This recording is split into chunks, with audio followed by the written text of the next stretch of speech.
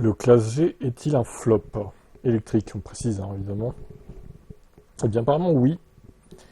Dès 2019, Mercedes annonçait l'arrivée d'une version électrique du Classe G. Ça montrait la volonté de la marque d'électrifier toute la gamme.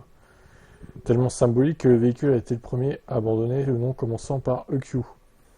Et au passage, cette offre permettait de continuer à offrir ce modèle sans pénaliser les objectifs CO2.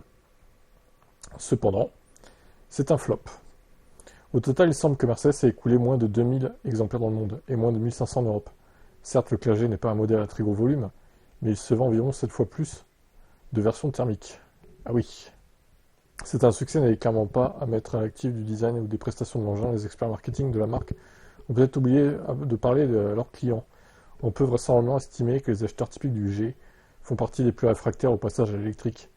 Les versions AMG tracent depuis des années le gros des ventes. Les résultats commerciaux du classe G EQ pourraient en revanche avoir des conséquences pour d'autres modèles de la gamme.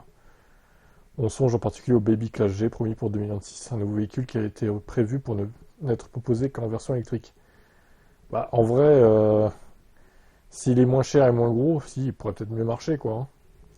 Une évolution qui ne devrait en réalité pas poser de gros problèmes, ce petit G sera en effet basé sur la plateforme MMA, la toute nouvelle de la CLA. Il s'agit donc d'une base prévue dès son origine pour accueillir des motorisations essence ou électrique. Il faudra néanmoins compter quelques mois de décalage entre les versions électriques ou thermiques.